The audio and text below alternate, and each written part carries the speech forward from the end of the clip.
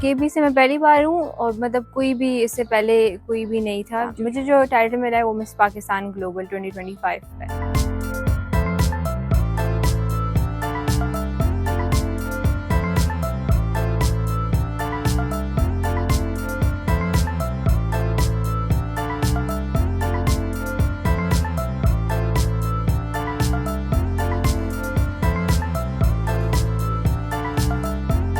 मुझे बहुत अच्छा फ़ील हो रहा है कि मैं पेशावर को एक अच्छे लाइट पे रिप्रेज़ेंट कर रही हूँ, क्योंकि पेशावर के लोगों को बहुत लोग कंज़र्वेटिव समझते हैं, तो मुझे आई एम ऑनर्ड कि मैं पाकिस्तान और पेशावर को रिप्रेज़ेंट कर रही हूँ।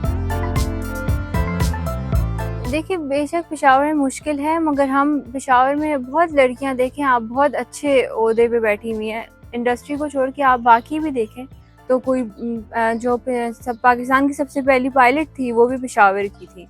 तो लड़कियाँ कोई भी ऐसा नहीं होता कि अगर वो केपी से है या पंजाब से है तो वो कुछ रिस्ट्रिक्टेड है। रिस्ट्रिक्शन कुछ भी नहीं होती, आपकी सपोर्ट ज़रूरी होती है। और मेरे उसमें मैं लिखी इसलिए थी क्योंकि मेरे फैमिली की, मेरे पेरेंट्स की बहुत सपोर्ट।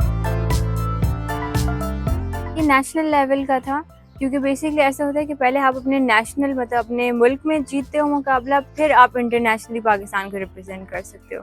तो इंशाल्लाह मेरा नवंबर को प्लान है इंटरनेशनली जाने का फ़िलीपींस और वहाँ पे पाकिस्तान को रिप्रेजेंट करना। जो ये कॉम्पिटिशन हुआ था वो लाहौर में हुआ था, मिस पाकिस्तान वर्ल्ड के नाम से। पार्टिसिपेंट्स तो बहुत ज़्यादा थे, 400 to 500 एप्लीकेशंस आई थी। जो विनर्स थे वो सिक्स विनर्स थे, जिसमें 5 लड़कियां और 1 लड़का था। मुझे जो टाइटल मिला है वो मिस पाकिस्तान ग्लोबल 2025 है।